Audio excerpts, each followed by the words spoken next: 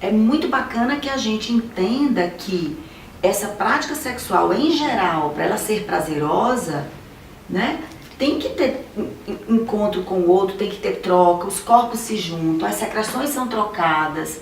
Então, é isso, a gente tem também que se dar conta emocionalmente de ir para esse encontro.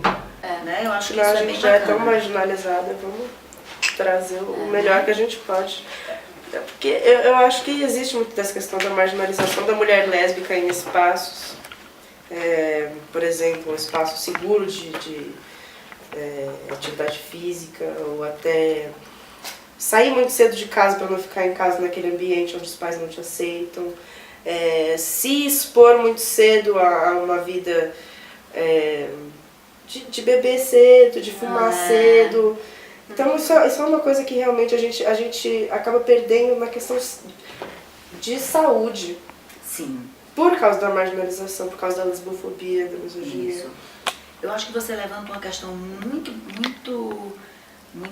forte, e a tua voz, ela é reforçada pelo que a literatura mundial diz, né? Que são os eventos precoces de lesbofobia, né? De preconceito, de não aceitação, que em geral acontece muito cedo em casa, na própria família, e que é um dos maiores vulnerabilizadores da saúde das mulheres lésbicas, né? E aí isso acaba ajudando a, como você acabou de dizer, as mulheres a ficarem expostas a uma série de escolhas, né? E que amortecem essa dor, né? Sim.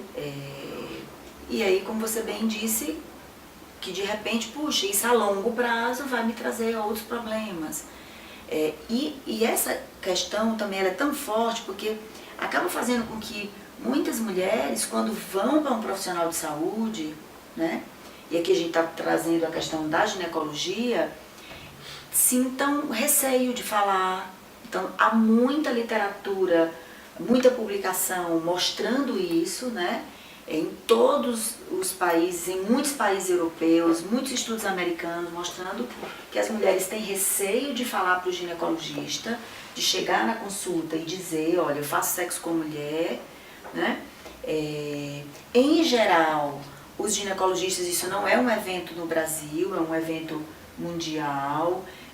Os ginecologistas utilizam um roteiro em geral heteronormativo, então já vai perguntando, você usa anticoncepcional, já entendendo, julgando que aquela mulher faz prática sexual com homem, no máximo pergunta se ela usa preservativo masculino, ou seja, já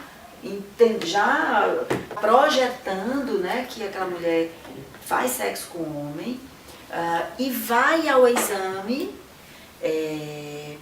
E muitas vezes essas mulheres elas são examinadas com espéculos vaginais que não as contempla, que as machuca e faz com que essa mulher tenha mais resistência de voltar ao ginecologista. Alia essas experiências negativas com o desconhecimento de que precisa ir ao ginecologista, de que HPV não pega na prática com mulher, Nossa, HIV não pega na prática com mulher, né? E de que as relações sexuais entre mulheres são mais duradouras, são mais confiáveis e tal. E aí por aí vai com uma série de justificativas, pronto. Tá aí uma mulher que não se cuida, não que não só consegue. A sexualidade da mulher é vista como dependente dos homens, mas também a mulheridade é vista como dependente da existência masculina. A gente é excluída simplesmente por não ter a interação sexual com os homens ou a interação romântica com eles. Há uma expectativa de se modificar isso, né? Então, aquelas mulheres que conseguem chegar ao médico e dizer, elas dão um passo a mais, né? É demais cobrar que esse papel de facilitar esse diálogo, essa fala, seja das mulheres. E também há publicações muito interessantes mundiais, mostrando que essa conversa sobre prática sexual, ela é de corresponsabilidade do médico e da mulher. É da corresponsabilidade dos dois, mas a quem cabe a maior responsabilidade? Aos profissionais de saúde. Deveria ser do profissional de saúde ter essa capacidade, fazer essa abertura, abrir um espaço e há todo um roteiro de perguntas sugerido para facilitar o profissional. E aí nós temos várias vulnerabilidades, várias variáveis, digamos assim. Em geral, no mundo inteiro, os médicos não têm formação, não são formados. A escola médica, as escolas médicas mundiais são heterossexistas, são heteronormativas. Então imagina, são pós-adolescentes que entram na faculdade para serem médicos, para serem psicólogos. E como que a gente pode fazer para melhorar essa situação de como que os profissionais podem oferecer um tratamento melhor para as mulheres que se envolvem com outras mulheres? Tá, Bianca, então acho que é legal começar comentando que durante as consultas médicas, especialmente na ginecologia, é muito bacana que a conversa sobre prática sexual ela seja feita de uma maneira bastante clara e tranquila. A pergunta sobre prática sexual, ela deve nortear esse encontro, porque a partir do momento em que o profissional pergunta, me fala um pouco da tua prática sexual, você faz sexo com mulher, com homem, com mulher e com homem, e na tua prática sexual, de que maneira que acontece com mulher, tem penetração vaginal com algum brinquedo, com algum objeto, com o dedo? Se a pergunta é assim, como é a tua prática sexual com mulher? A gente usa brinquedo, usa um vibrador, usa tal. Você usa preservativo nesse brinquedo? Olha como o contexto muda, né? De você de cara perguntar, você não usa preservativo na tua prática sexual, sem nem perguntar que prática que é essa. Exato. Esse clareamento ele é muito importante, porque vai ajudar o profissional a escolher, por exemplo, no exame ginecológico, qual é o tamanho do espéculo vaginal adequado para ser utilizado naquela mulher e coletar o exame de Papa Nicolau, ou esse profissional vai entender, dependendo da queixa que aquela mulher tem, se vai ter toque vaginal ou não vai ter. E na hora que esse profissional consegue fazer essa pergunta, ouve a resposta, ele vai poder explicar para essa mulher, olha, nós vamos fazer um exame assim, de tal maneira, por causa disso, por causa daquilo. Então, essa relação médico-paciente, ela vai ser estabelecida num outro nível de diálogo, de confiança, né? E deixar o cliente mais confortável. Isso, e acredito que aí a gente tem uma relação médico-paciente legal, que vai contemplar essa mulher que vai preocupada, que vai assustada, que, em geral, ela vem talvez de uma experiência pessoal já anterior, de preconceito, de violência, de não aceitação, de lesbofobia em casa, na família. Então ela já vem marcada por isso. Então já vem assim, eu não vou dizer para esse médico, porque de uma maneira geral, como é que eu vou ser recebida?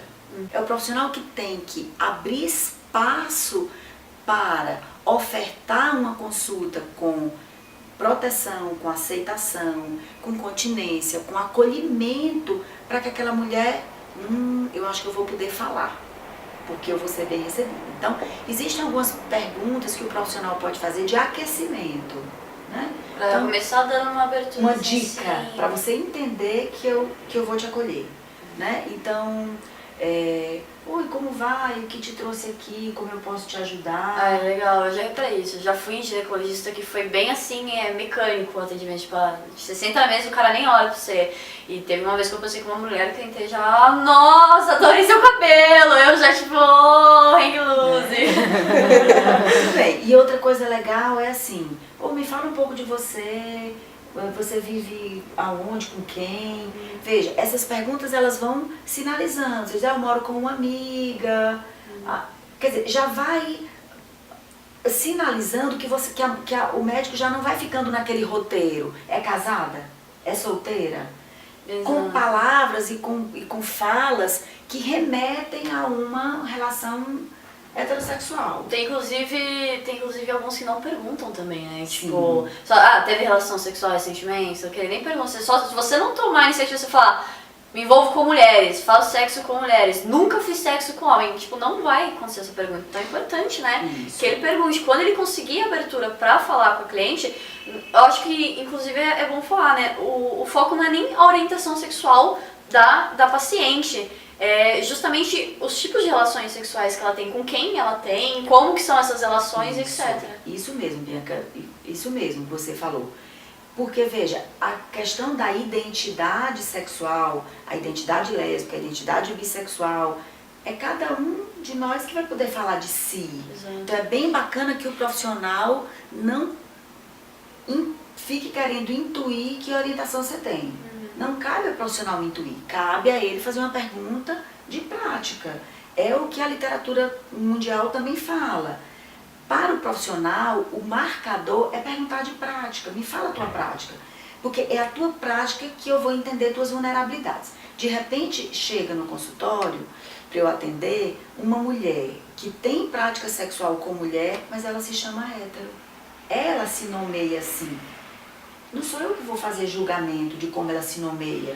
Claro que a tua identidade sexual, ela é importante para mim também, a partir do que você me conta. Por quê? Porque eu vou entender tuas vulnerabilidades. Não é? Uma mulher que faz sexo com mulher, que tem identidade lésbica, ela vai ter uma vida de vulnerabilidades diferente daquela mulher que faz sexo com mulher, mas se diz hétero, se coloca hétero. Então, não só prática, mas a identidade que a mulher assume, tudo isso vai vulnerabilizar. E é bacana que o profissional esteja pronto para saber dessas nuances. Existe uma complexidade muito grande também Sim. nessa questão de identidades que a gente tem em relação às sexualidades. Com certeza. E vai muito também da questão de aceitação, porque, por exemplo, se um médico vai atender lá a paciente e ele pergunta qual sexualidade, ela fala bissexual, ele automaticamente já vai entender que, então ela se envolve com homens, então ele já vai falar, exame, sei lá do quê. E às vezes é uma pessoa que ela só se envolve com mulheres, nunca se envolveu com homens. São casos que eu conheço muito, de mulheres que se dizem bissexuais, mas elas não se envolvem com homens, elas não sentem atração por homens, só se envolvem com mulheres. Então é bem melhor mesmo focar só na prática sexual. É o importante pro médico. E depois o médico pode até fazer uma pergunta. E como você se identifica com relação à tua sexualidade? Para o médico não ficar também restrito só à questão do corpo biológico que está na minha frente. Tem uma pessoa ali. Exato. Tem o corpo da Bianca, mas tem uma Bianca que trouxe o corpo dela para conversar comigo. Quem é você? O que te trouxe aqui? Que medos você tem? O que te vulnerabiliza? Seria um atendimento mais muito humanizado, mais integral, humanizado, digamos né? assim. Isso que seria bacana, né? Então, Então, saber o entorno, tem uma série de vulnerabilidades. Às vezes é uma mulher que faz sexo com mulher que não vive numa família nuclear, vive com amigas. Se de repente aquela mulher vai passar por um procedimento, uma cirurgia, um tratamento, quem vai te acompanhar? Quem é a tua rede de apoio? Né? É bacana isso. Não é para o médico deduzir. Entende? Que você... existe uma certa conexão, basicamente. Tudo. Imagina que é uma mulher que vive com outra mulher, que ela fica grávida dessa mulher. Quem é que é a acompanhante dela? A parceira dela. Essa parceira que vai acompanhar na gestação, no parto, na internação. Então, quando a gente olha para a saúde de uma maneira integral, não importa se o profissional que está atendendo ele é um especialista do dedão do pé, do não sei o quê. A queixa que aquela mulher trouxe foi uma queixa num canto específico do corpo dela. Mas existe uma pessoa por trás daquele corpo. E quem é você? Uma outra coisa importante é que há iniciativas interessantes no Brasil com relação a essa mudança, né? Então, vários congressos de ginecologia brasileiros, eu já venho, e outras pessoas também pontuando, falando desse assunto. Então, tem profissionais que estão conectados com isso e que já fazem um trabalho, né? Ou que já fazem um trabalho nos seus lugares, como docentes ou professores, como eu sou professora da universidade, de formação de novos profissionais, e já há todo o interesse, né, de trazer a saúde da mulher lésbica e bissexual como pauta para o ginecologista atender. Então, a Federação Brasileira de Ginecologia e Obstetrícia tem feito um trabalho de falar sobre isso nos congressos, sempre tem uma fala, alguém que discute. Então, provocando, né, nos outros profissionais essa sensibilização, né? As mulheres não são todas iguais, as mulheres são diferentes, né? Já há publicação para os ginecologistas, produzida pela Fedrasgo, de orientação de como atender, então não deixa de ser um marco importante, né? É uma sociedade que norteia o atendimento dos ginecologistas no Brasil e ela tem tido um posicionamento bacana de mostrar, olha, há um norte baseado em evidências científicas de como as coisas deveriam caminhar. Então, eu sou muito otimista, eu acho que a gente eu acho que a gente precisa acreditar nesse caminho. Acho que essa é uma iniciativa muito bacana de vocês, e que prazer estar aqui com vocês e a gente poder trocar e a gente se aproximar, né? Sim. A gente está falando da nossa saúde, de nós mulheres, né? Então, é isso. Como que a gente faz para a gente ter uma saúde melhor, né? E o profissional está mais capacitado para te dar informação, para te dizer, olha, isso assim é bacana, aquilo não, né? Nesse sentido, da gente trabalhar um pouco essa relação de poder desigual, né? De respeitar a tua autonomia, mas a gente poder dizer, olha, me fala dos teus hábitos, como é que tu vive, o que é que você faz, olha, você já pensou que talvez isso aqui não fosse legal? Pensa, reflete um pouco sobre isso, para te dar autonomia para fazer todas as coisas. Eu acho que esse é o papel bacana. Exato. Que o profissional de aconselhamento tem que fazer. Isso. Uma outra questão que eu acho que vale a pena pontuar é que há muito desconhecimento também profissional de como é que é o sexo entre mulheres. Né? Criou a imagem da pornografia também, será? Eu acho que fica mais aquela ideia de que não há penetração vaginal, né? De que é um sexo apenas vulva com vulva, clitóris com clitóris, mão no clitóris, né? Sexo oral. E aí vem toda um desconhecimento, né? Então vem, por exemplo, não faz exame de coleta de Papa Nicolau, não pede uma ultrassom transvaginal quando tem indicação dela ser pedida, entende? Então acaba cerceando a escolha de alguns métodos porque falta esse conhecimento. Então a gente acredita que na melhora dessa formação médica e podendo se conhecer melhor sobre as práticas, eu acho há muito desconhecimento dos profissionais médicos, o que é mesmo orientação sexual, o que é isso? Da comunidade como um todo, acho que não somente do profissional, mas é importante até mesmo para a comunidade lésbica, a gente tentar compreender melhor o que é sexualidade, o que define isso, o que forma isso, é bem melhor.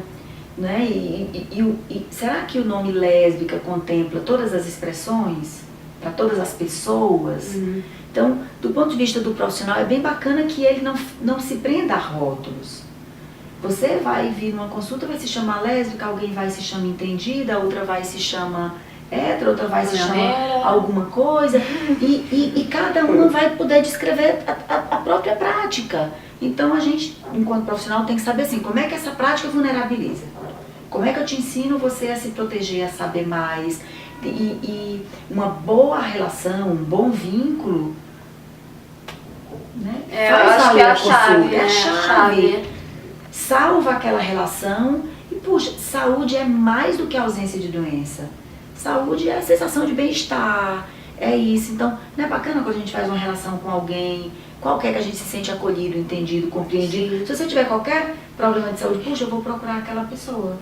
Ela vai conseguir me acolher no que eu estou sofrendo, no que eu estou sentindo. Sim. E vai me dar um norte, né? Isso que é legal, é essencial mesmo. Né? Você vai estar aqui fazendo curso uma vez por mês, que talvez as pessoas quiserem mandar perguntas, sugestões de temas, talvez a gente possa estar gravando novamente. Digamos, né? Nós estamos assim ainda na produção, assim, negociando, assim como a gente vai fazer, então depende também da repercussão que esse vídeo vai ter, né? Se você gostou, né, se fez sentido pra você. Dá um like, se inscreve. Fala com a gente, né? Diz alguma coisa e aí a gente segue de acordo com o que tiver de retorno, né? Então é um prazer estar com vocês, foi muito legal, né? Obrigadão. A gente que agradece. Obrigada a você.